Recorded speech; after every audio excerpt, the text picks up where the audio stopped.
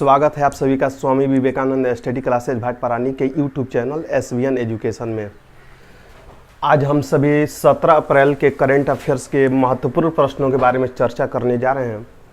तो इसलिए आप लोगों से रिक्वेस्ट है यानी अनुरोध है कि आप लोग वीडियो के अंत तक बने रहें, क्योंकि इस वीडियो को अंत तक देखने पर बहुत सारी जानकारियाँ मिलने वाली है जो आने वाले समय में आपके एग्ज़ाम में काफ़ी कारगर साबित होगी। ठीक है, तो आइए पहले प्रश्न को देखते हैं। पहला प्रश्न है, पाकिस्तान के किस बल्लेबाज ने आईसीसी वनडे रैंकिंग में प्रथम स्थान हासिल कर लिया है?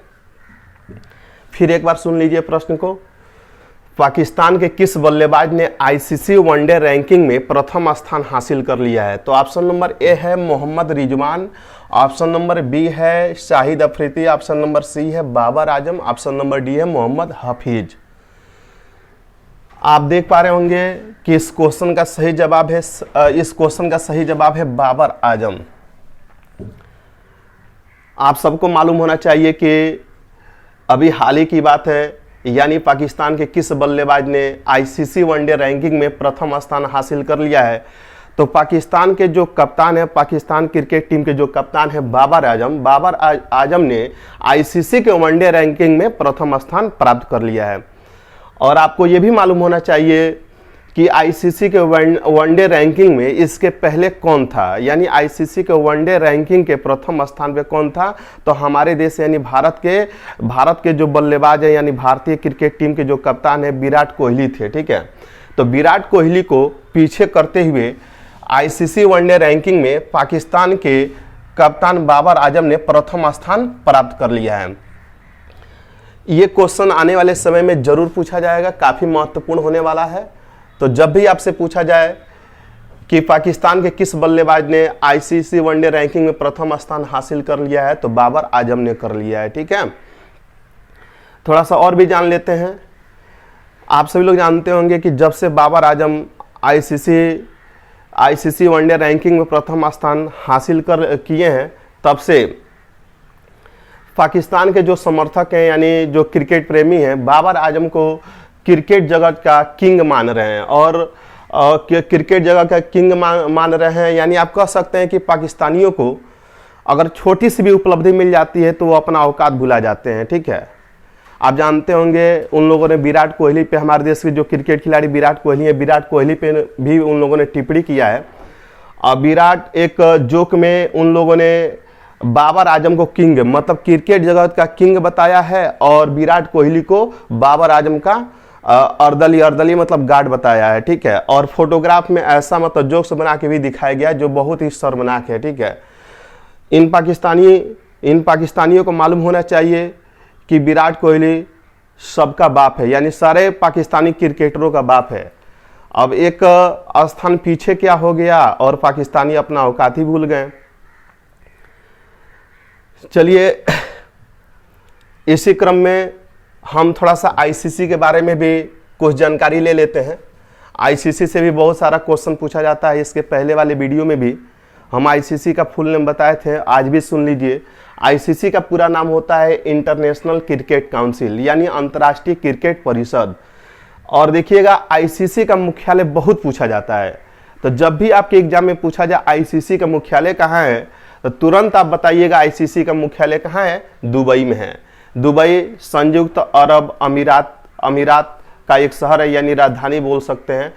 ठीक है, तो जब भी आपसे पूछा जाए आईसीसी का मुख्यालय कहाँ है, तो आईसीसी का मुख्यालय दुबई में है। और जब भी आपसे पूछा जाए कि आईसीसी की स्थापना कब हुई थी, आईसीसी का गठन कब हुआ था, तो आपको मालूम होना चाहिए आईसीसी का गठन 15 जून 1909 ईस्वी को हुआ था। कन्फर्म हो गया। और देखिएगा, आईसीसी से कुछ करंट क्वेश्चन ही पूछे जाते हैं। जब भी आपसे पूछा जाए वर्तमान समय में आईसीसी का चेयरमैन कौन है, तो वर्तमान समय में आईसीसी का चेयरमैन ग्रेग बार्कले हैं। यानी कौन है? वर्तमान समय में आईसीसी का चेयरमैन ग्रेग बार्कले हैं। तो और एक क्वेश्चन और भी पूछा जा सकता है। पूछा क्या जाता है कि देखिए, हमेशा पूछा जा रहा है क्वेश्चन, तो आपको तैयार होना चाहिए। अगर तैयार है तो रिपीट कर लीजिए। जब भी आपसे पूछा जाए कि आईसीसी का वर्तमान में सीईओ CEO यानी मुख्य कार्यकारी अधिकारी कौन है, तो आपको बताना पड़ेगा। तो वर्तमान में ICC के मुख्य कार्यकारी अधिकारी यानी CEO मनु साहनी है, ठीक है। अभी मनु साहनी बहुत हाईलाइट हुए थे, ठीक है, उनको हटाने की प्रक्रिया चल रही थी। तो अभी जो भी यहाँ से सूचना मिलेगी, जो भी क्वेश्चन बनेगा हम आपको आगे बताएंगे, तो घबराने की जरूरत नहीं है। एक क्वेश्चन और बता देते हैं कि ICC वनडे रैंकिंग में प्रथम स्थान पाने वाले बाबर आपका पाकिस्तान के चौथे खिलाड़ी हैं, ठीक है। यानी आप कह सकते हैं कि ICC वनडे रैंकिंग में पाकिस्तान के और भी 3 खिलाड़ी प्रथम स्थान पहले का प्राप्त कर चुके हैं। तो ये कंफर्म होना चाहिए कि ICC वनडे रैंकिंग में प्रथम स्थान हासिल करने वाले ये पाकिस्तान के चौथे खिलाड़ी हैं, तो पाकिस्तान के चौथे खिलाड़ी हैं, ठीक है। इनके पहले 3 और खिलाड़ी ICC वनडे रैंकिंग में प्रथम स्थान पा चुके हैं। तो इसी क्रम में हम आते हैं दूसरे प्रश्न में। दूसरा प्रश्न भी काफी महत्वपूर्ण है और आप लोग ध्यान दीजिएगा। अमेरिकी राष्ट्रपति जो बाइडेन ने किस देश से सभी अमेरिकी सैनिकों को वापस बुलाने का फैसला किया है? क्वेश्चन है, अमेरिकी राष्ट्रपति जो बाइडेन ने किस देश से सभी अमेरिकी सैनिकों को वापस बुलाने का फैसला किया? ये भी काफी महत्वपूर्ण क्वेश्चन है और ये एक बार तो जरूर पूछा जाएगा एग्जाम में, ठीक है। तो इसको भी ध्यान से देखिएगा, विकल्प भी काफी उलझाने वाला है और बहुत सारे लोग विकल्प को देखकर गलत मार्किंग भी कर सकते हैं, ठीक है। तो ऑप्शन नंबर ए में सोमालिया है, ऑप्शन नंबर बी में अफगानिस्तान है, ऑप्शन नंबर सी में इराक है, ऑप्शन नंबर डी में ईरान है। और आपको बताना है कि अमेरिकी राष्ट्रपति जो बाइडेन ने किस देश से सभी अमेरिकी सैनिकों को वापस बुलाने का फैसला किया है यानी डिसीजन लिया है। तो इसका सही जवाब है अफगानिस्तान, ठीक है। याद कर जाइएगा, इसको समझा भी देते हैं, समझा देंगे तो आपके दिमाग में हमेशा के लिए सेट हो जाएगा, कभी यहां से कंफ्यूजन नहीं रहेगा। तो आइए थोड़ा सा समझ लेते हैं, ठीक है। आप जानते होंगे 11 सितंबर 2001 की बात है, जब 11 सितंबर 2001 के दिन अमेरिका में तालिबानी हमला हुआ था। उसी दौरान से ही अमेरिका तालिबानी आतंकियों को खोजते हुए अफगानिस्तान पहुंचा। अमेरिका का ये मानना था कि जितने भी तालिबानी आतंकी हैं वो सारे के सारे कहां पे छुपे हुए हैं? अफगानिस्तान में छुपे हुए हैं। उन सभी आतंकियों का शरण स्थली कहां है? अफगानिस्तान है। तो उनसे बदला लेने के लिए उनको ढूंढते हुए अमेरिका कहां पहुंच गया? अफगानिस्तान पहुंच गया 2001 में। और अमेरिका ने अफगानिस्तान में तालिबानियों के खात्मे के लिए बहुत सारे सैनिक अधिकारी भेजे और 2001 से अमेरिकी सैनिकों ने तमाम ऑपरेशन चलाए, तमाम तालिबानी आतंकियों का खात्मा किया। और तब से अमेरिकी सैनिक अफगानिस्तान में ही बने हुए हैं। कुछ सैनिकों की वापसी हुई, लेकिन अभी भी बहुत सारे सैनिक अफगानिस्तान में बने हुए हैं। और आप जानते होंगे, अगर विदेशी दौरे पे या किसी दूसरे देश में अगर अमेरिका के सैनिक काम कर रहे हैं तो उन सैनिकों को जो वेतन दिया जाता है वो कहां से दिया जाता है? अमेरिकी नागरिकों से टैक्स लिया जाता होगा, उसी टैक्स से इनको वेतन दिया जाता है। तो अमेरिका में भी अमेरिकी नागरिक नाखुश थे कि हम लोगों के पैसे से इनको वेतन दिया जा रहा है, इनकी घर वापसी होनी चाहिए। या इन सैनिक अफगानिस्तान में रह रहे हैं, इनके परिवार वाले भी सरकार से अनुरोध किए थे कि उन सैनिकों को वापस बुला लिया जाए, ठीक है। लंबे समय से हमसे वे दूर हैं, ठीक है। तो देखिएगा, अब पाकिस्तान में अमेरिकी सैनिकों का उतना कोई काम नहीं रह गया है। अभी अफगानिस्तान में अभी भी 4000 सैनिक हैं। इन 4000 सैनिकों की वापसी होने जा रही है और इन 4000 सैनिकों की वापसी का जो डेट रखा गया है 11 सितंबर रखा गया है। यानी आप अंदाजा लगा सकते हैं कि अमेरिका ने तालिबानी आतंकियों को खात्मे के लिए 11 सितंबर 2001 में जो अमेरिका में तालिबानी हमला हुआ था उसी दौरान भेजा था। और तब से लेकर अभी तक ये सभी सैनिक अफगानिस्तान में बने हुए हैं और इनकी वापसी के लिए 11 सितंबर 2021 डेट तय रखा गया है। ठीक है, यानी 11 सितंबर 2021 तक सभी अमेरिकी सैनिक अफगानिस्तान से वापस हो जाएंगे। ठीक है, ये क्वेश्चन कंफर्म हो गया। अब इसी क्रम में हम आगे बढ़ते हैं और ध्यान दीजिएगा। ठीक है, अच्छा एक क्वेश्चन और भी यहां से तैयार कर सकते हैं। अमेरिकी राष्ट्रपति जो बाइडेन, अगर आपसे पूछा, मालूम भी होगा, आप जानते होंगे कि अभी जनवरी माह में जो बाइडेन अमेरिका के राष्ट्रपति के रूप में शपथ ली है और 2020 में नवंबर माह में अमेरिकी राष्ट्रपति का चुनाव हुआ था। तो अगर आपसे पूछ दिया जाए, किसी भी एग्जाम में पूछ दिया जाए कि जो बाइडेन अमेरिका के कौथे राष्ट्रपति है, तो जो बाइडेन अमेरिका के 46वें यानी 46वें राष्ट्रपति है। इसको भी ध्यान में रखिएगा। ठीक है, इसी क्रम में हम तीसरे प्रश्न पे आते हैं।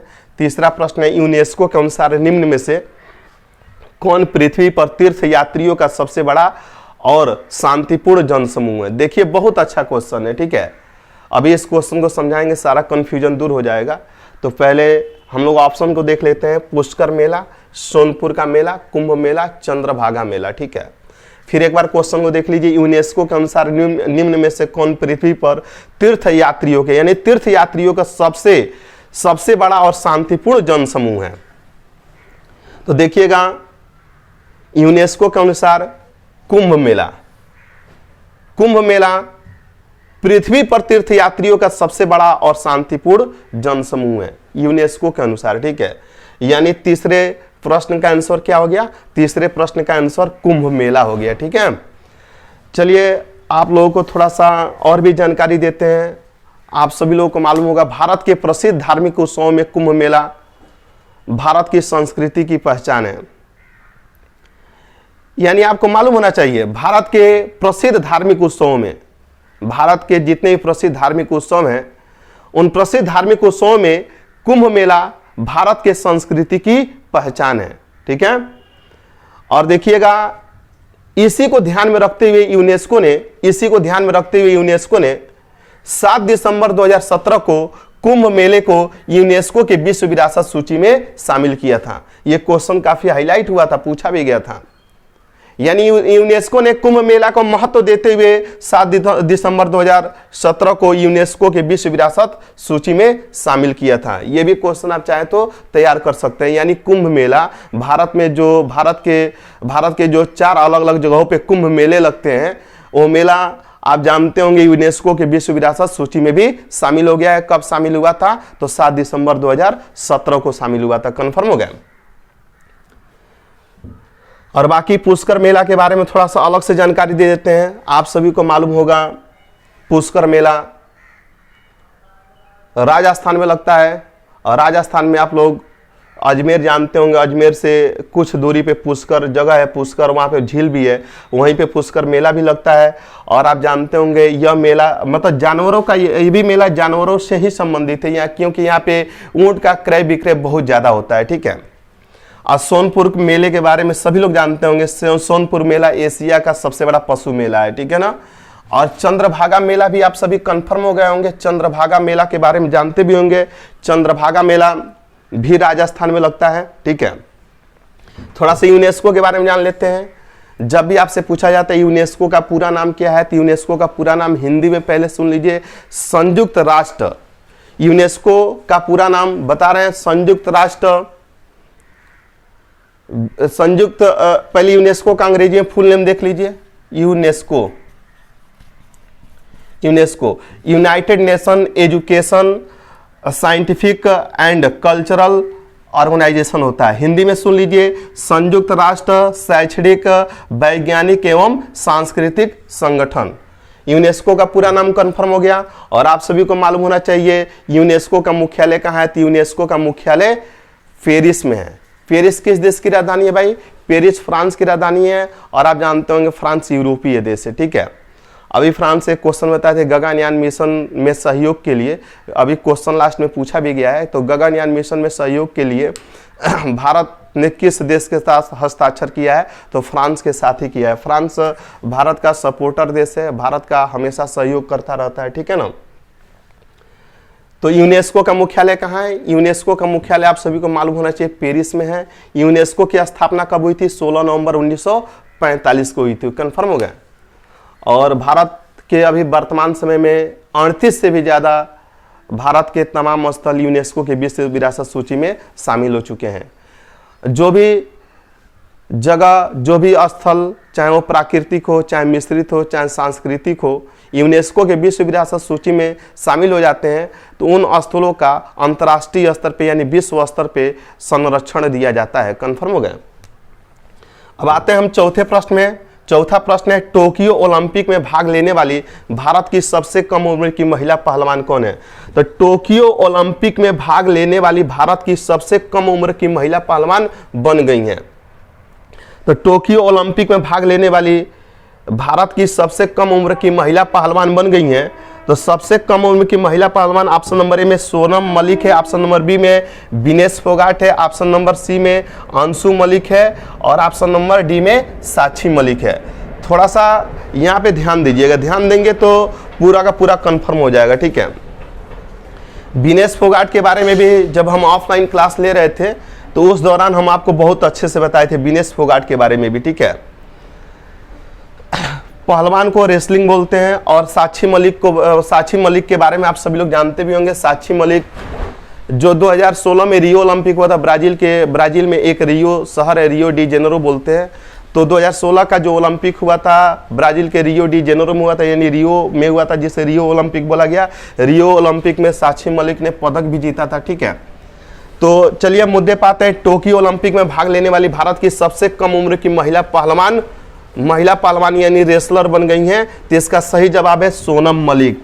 आप जानते होंगे यह 19 वर्ष में, मात्र 19 वर्ष में, बताइए 19 वर्ष में ओलंपिक के लिए यानी टोक्यो ओलंपिक के लिए क्वालिफाई कर गई हैं।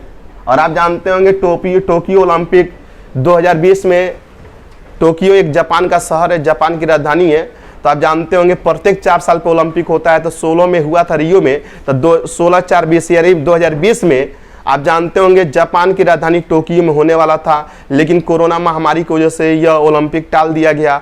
अब ये ओलंपिक आपका इसी साल 2021 में जुलाई से अगस्त के बीच आयोजित होने वाला है। ठीक है। ओलंपिक को वैसे काफी सीमित कर दिया गया है, लेकिन उसका आयोजन होने वाला है। तो इस बार देखिएगा भारतीय रेसलरों यानी पहलवानों का एक बहुत मजबूत और बड़ा समूह जाने वाला है। यानी आप कह सकते हैं कि टोटल अभी तक 6 पहलवान टोक्यो ओलंपिक के लिए क्वालिफाई कर चुके हैं, यानी 6 पहलवान जाएंगे। ठीक है, टोक्यो ओलंपिक में खेलने के लिए। तो 6 पहलवानों में 3 महिला हैं, 3 महिला पहलवान हैं। देखिए सोनम मलिक भी जाएंगी और विनेश फोगाट भी जाएंगी, अंशु मलिक भी जाएंगी। इन 3 लोगों ने टोक्यो ओलंपिक के लिए क्वालिफाई किया है। लेकिन टोक्यो ओलंपिक के लिए सबसे कम उम्र की महिला पहलवान कौन है? तो सबसे कम उम्र की महिला पहलवान सोनम मलिक है। आप सभी को मालूम होना चाहिए। कंफर्म हो गया।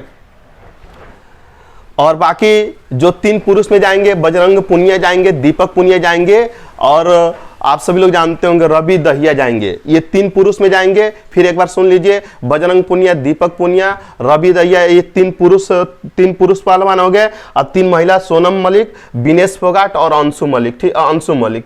टोटल 6 पहलवान टोक्यो ओलंपिक के लिए क्वालिफाई कर चुके हैं। ठीक है। अब थोड़ा सा ध्यान दीजिएगा, जो ओलंपिक में जाने से पहले जो क्वालिफाइंग मैच होता है, क्वालिफाइंग मैच से ही कंफर्म होता है कि कौन क्वालिफाइंग मैच में जो जीतता है वही ओलंपिक के लिए क्वालिफाई करता है। ठीक है। अब इसी क्रम में हम आगे बढ़ते हैं और ध्यान दीजिएगा, पांचवें प्रश्न में आते हैं। 5वां प्रश्न है, किस देश के पुरातत्वविदों को रेत में दफन 3400 साल पुराना, 3400 साल यानी 3400 बहुत ज्यादा हो गया भाई। ठीक है, ये आप समझ सकते हैं, अनुमान लगाइए, जो प्राचीन सभ्यता है उसके समकक्ष हो गया। 3400 साल पुराना सोने का शहर मिला है। बहुत ही अच्छा क्वेश्चन है और यानी वेरी वेरी इंपॉर्टेंट। ठीक है, इसको याद रखिएगा। ठीक है, आने वाले समय में पूरा 100% हम आपको गारंटी दे रहे हैं पूछा जाएगा। ठीक है, तो आइए क्वेश्चन को जान लेते हैं। किस देश के पुरातत्वविदों को रेत में दफन 3400 साल पुराना सोने का शहर मिला है? 3400 साल पुराना सोने का शहर मिला है। तो किस देश में मिला भाई? ऑप्शन नंबर है ऑस्ट्रिया। ऑस्ट्रिया के बारे में जानते होंगे, यह आपका ऑस्ट्रेलिया नहीं, ऑस्ट्रिया है, ठीक है, ये यूरोपीय देश है। मालदीव के बारे में जानते होंगे, सऊदी अरब के बारे में जानते होंगे, ये गल्फ देश है यानी खाड़ी देश है। और फिर मिस्र। तो 3400 साल पुराना सोने का शहर मिस्र में मिला है, ठीक है। और देखिएगा, सोने के शहर को प्राचीन मिस्र का पोम्पोई बोलते हैं। क्या बोलते हैं? पोम्पोई, पोम्पेई। ये क्वेश्चन पूछा जा सकता है कि सोने के शहर को, मिस्र में सोने के शहर को क्या बोलते हैं? मिस्र में सोने के शहर को प्राचीन मिस्र का पोम्पेई, पोम्पेई, ठीक है, पोम्पेई कहते हैं। कंफर्म हो गया ना? अब देखिएगा, मिस्र को पिरामिडों का देश भी बोलते हैं, बहुत पूछा जाता है। अभी मिस्र के बारे में भी हम बताए थे, मिस्र अफ्रीकी देश है और इसी के क्षेत्राधिकार में स्वेज नहर है। स्वेज नहर के बारे में चर्चा किए थे, जिसमें एक जहाज जाके फंस गया था, शिप फंस गया था, जो माल लेके जा रहा था, जो कई दिनों तक फंसा रहा और उसको मतलब बहुत मुश्किल से निकाला गया, ठीक है, जिसपे आपका जुर्माना भी लगा था, 7500 करोड़ का बताए थे आपको, ठीक है। तो देखिएगा, इसी मिस्र में इसी मिस्र की राजधानी काहिरा है। तो जो सोने का शहर मिला है, आप जानते होंगे मिस्र की राजधानी काहिरा से 500 किलोमीटर दूरी पे मिला है, ठीक है। और ये सोने का शहर रेत के नीचे, मतलब बालू के रेत के नीचे दबा हुआ था, ठीक है। और देखिए, मिस्र के पुरातत्वविदों ने इसको खोज के निकाला है और तब निकालने के बाद मालूम चला है कि 3400 साल पुराना शहर है, लेकिन आज भी देखने पे उसकी चमक जैसे लग रहा है कि वो कल ही का बना हुआ है, ठीक है। अब अंदाजा लगा सकते हैं कि यह कितना महत्वपूर्ण क्वेश्चन है। अगले प्रश्न में आते हैं। अगला प्रश्न है, 17 अप्रैल को विश्व भर में कौन सा दिवस मनाया जाता है? यह भी बहुत अच्छा प्रश्न है। इस प्रश्न का आंसर मिलेगा ही मिलेगा। इसके साथ साथ हम आपको साइंस के भी 1-2 प्रश्न देंगे, उसके साथ साथ बहुत सारी जानकारियां भी दे रहे हैं। तो थोड़ा सा क्वेश्चन को देखिए, 17 अप्रैल को विश्व भर में कौन सा दिवस मनाया जाता है? तो 17 अप्रैल को, तो ऑप्शन नंबर ए में, ऑप्शन नंबर ए यहाँ पे है, विश्व पृथ्वी दिवस। ये कैंसिल हो गया भाई, आप सब लोग जानते होंगे विश्व पृथ्वी दिवस 22 अप्रैल को मनाया जाता है, ठीक है। विश्व पृथ्वी दिवस कब मनाया जाता है? 22 अप्रैल को मनाया जाता है। तो कैंसिल हो गया, ये होगा ही नहीं। 17 अप्रैल को विश्व भर में कौन सा दिवस मनाया जाता है? वो नहीं होगा। ऑप्शन नंबर बी है विश्व हीमोफीलिया दिवस, यही है भाई, ठीक है। यानी 17 अप्रैल को विश्व हीमोफीलिया दिवस मनाया जाता है। आप जानते होंगे हीमोफीलिया के बारे में, अक्सर आपके एग्जाम में क्वेश्चन पूछा जाता है। जब भी आपसे पूछा जाए कि हीमोफीलिया किस प्रकार की बीमारी है, अगर नहीं भी मालूम है तो हम आपको बता रहे हैं, हीमोफीलिया आनुवंशिक बीमारी है। देखिए, बहुत सारी बीमारियां होती हैं, उन बीमारियों में कुछ बीमारियां आनुवंशिक होती हैं, जो पीढ़ी दर पीढ़ी चलती रहती हैं, ठीक है। एग्जाम्पल के तौर पे अभी हमने बताया कि हीमोफीलिया क्या आनुवंशिक बीमारी है। उसी प्रकार आप मायोपिया भी देखे होंगे, मायोपिया भी आनुवंशिक बीमारी है, ठीक है। और भी बहुत सारी बीमारियां आनुवंशिक बीमारियां हैं, यहाँ से आपके एग्जाम में क्वेश्चन ही पूछा जाता है, ठीक है ना। तो थोड़ा सा हीमोफीलिया के बारे में चर्चा कर लेते हैं। हीमोफीलिया, अगर जिस व्यक्ति को हीमोफीलिया नाम की बीमारी होती है, अगर उस व्यक्ति को अगर चोट लगता है, चाहे चोट में अंदरूनी चोट लगे चाहे बाहरी चोट लगे, तो चोट लगने के बाद रक्त का बहना लगातार जारी रहता है, रक्त का बहाव रुकता ही नहीं है, ठीक है। रक्त का थक्का बनेगा तभी तो भाई रक्त का बहाव रुकेगा। लेकिन जिस व्यक्ति को हीमोफीलिया होता है, हीमोफीलिया बीमारी होती है, ठीक है, उस व्यक्ति को अगर चोट लगता है तो चोट लगने के बाद अगर कहीं अंदर कट जाए चाहे बाहर शरीर के बाहरी हिस्से में कट जाए, दोनों की बात बता रहे हैं, तो रक्त का स्राव काफी कंटिन्यू जारी रहता है, रुकता ही नहीं है। और कभी कभी दुर्घटना में जिस व्यक्ति को हीमोफीलिया बीमारी होती है, अगर इत्तेफाक से उसके साथ कभी दुर्घटना हो जाए, तो दुर्घटना में अगर चोटिल हो जाता है तो उसका रक्त का बहाव रुकता ही नहीं है और कभी कभी ये बहुत खतरनाक हो जाता है और उससे उस व्यक्ति की मृत्यु भी हो जाती है, ठीक है। यानी आप कह सकते हैं बहुत गंभीर बीमारी है हीमोफीलिया, ठीक है ना। और थोड़ा सा इसके बारे में और बता देते हैं हीमोफीलिया के बारे में। यानी हीमोफीलिया बीमारी से संबंधित पूरे विश्व में जागरूकता फैलाने के लिए प्रत्येक वर्ष 17 अप्रैल को विश्व हीमोफीलिया दिवस मनाया जाता है। क्या मनाया जाता है? विश्व हीमोफीलिया दिवस मनाया जाता है। इसमें रक्त का थक्का नहीं बनता इस बीमारी में, ठीक है। थोड़ा सा और बता देते हैं, एक साइंस का क्वेश्चन पूछा जाता है कि शरीर में किस विटामिन की कमी के कारण रक्त का थक्का नहीं बनता है, तो इस प्रश्न का जवाब है विटामिन के। कंफर्म हो गए? और भी बाकी विकल्पों पर चर्चा कर लेते हैं। ये तो हम लोग का 6 नंबर क्वेश्चन का सही जवाब विश्व हीमोफीलिया दिवस हो गया। और देखिएगा विश्व एड्स दिवस, आप जानते होंगे विश्व एड्स दिवस ये प्रत्येक वर्ष 1 दिसंबर को मनाया जाता है। विश्व कैंसर दिवस सब लोग जानते होंगे प्रत्येक वर्ष 4 फरवरी को मनाया जाता है, ठीक है। तो आज के ये 17 अप्रैल के महत्वपूर्ण करंट अफेयर्स के प्रश्न थे और पूरा विश्वास दिलाते हैं आप सभी को आने वाले समय में इन 6 प्रश्नों में से एक आध प्रश्न जरूर पूछे जाएंगे। ये 6 के 6 प्रश्न क्या हैं, काफ़ी महत्वपूर्ण है, तो आप इसको इग्नोर मत कीजिएगा, इसको अपने कॉपी में नोट्स बनाइएगा, ठीक है। और देखिए करंट के साथ साथ हम आपको बहुत सारा जीके जीएस के बारे में जानकारी भी दे रहे हैं, वहाँ से भी आपको बहुत सारे क्वेश्चन मिल जाएंगे, तो उसका भी आप जरूर नोट्स बनाइएगा, ठीक है। और हम कंटिन्यू आप लोगों के लिए करंट अफेयर्स का वीडियो बनाएंगे। आज मैथ का भी क्लास चलने वाला था, लेकिन लॉकडाउन होने की वजह से अभिषेक सर आ नहीं पाए, और पूरा उम्मीद है कि कल आप लोगों का मैथ का भी वीडियो मिलेगा, चैप्टर वाइज मिलेगा। तो आप लोग सहयोग बनाए रखिए और चैनल को अधिक से अधिक सब्सक्राइब कीजिए। आने वाले समय में अगर ऑफलाइन क्लास चालू, कोरोना महामारी ख़त्म हो जाता है, ऑफलाइन क्लास चालू हो जाता है, तो यूट्यूब अगर हम लोग बहुत बेस्ट कर जाते हैं, यूट्यूब हम लोग को लाइव क्लास भी दे देगा, ठीक है। तो लाइव क्लास भी चलाया जाएगा, ऑफलाइन क्लास को लाइव भी कर दिया जाएगा, ठीक है, ताकि जो ग्रामीण क्षेत्र के बच्चे हैं, ठीक है, उनको भी लाभ मिले। और एक चीज़ और भी है, बहुत सारे बच्चे कमेंट भी कर रहे हैं, और कमेंट मतलब हाँ उत्साहवर्धन कमेंट कर रहे हैं, मतलब कि सर बहुत बेस्ट कर रहे हैं, आप कंटिन्यू वीडियो बनाइए, आने वाले समय में बहुत आप बेस्ट होने वाला है। और धीरे धीरे आने वाले समय में क्लास डिजिटल बोर्ड पे हो जाएगा, शुरुआती दौर है, तो आप लोग सहयोग बनाए रखिए, ठीक है। और हम आपको बता दें कि अगर हमारी रफ्तार भले ही स्लो है, लेकिन आने वाले समय में उड़ान बहुत लंबी होने वाली है, तो सहयोग बनाए रखिए। एक और भी बहुत अच्छी बात बता रहे हैं कि एक लड़की है जो संस्था में दूसरे नाम से एडमिशन ली है, और जो संस्था का जो ग्रुप है स्वामी विवेकानंद गर्ल्स ग्रुप, उसमें किसी और नाम से अपना नंबर जुड़वाई है। और आप जानते होंगे वीडियो बनाते हैं तो अच्छा कमेंट करती है, सपोर्ट करती है, लेकिन किसी और नाम से कमेंट करती है, ठीक है।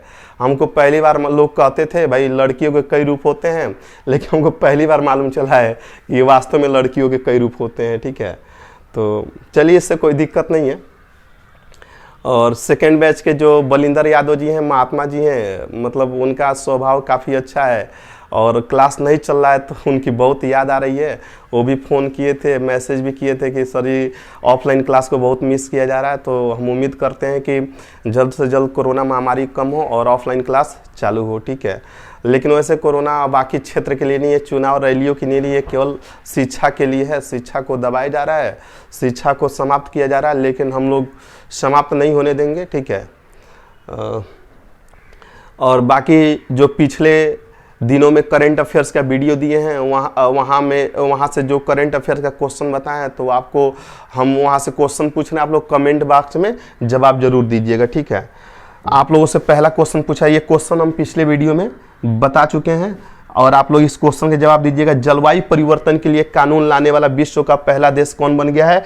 जलवायु परिवर्तन के लिए कानून लाने वाला विश्व का पहला देश कौन बन गया? कमेंट बॉक्स में जरूर आप लोग बताइएगा। जितने लोग बताएंगे हम तभी मतलब समझेंगे कि आप लोगों ने शुरू से अंत तक का वीडियो देखा है।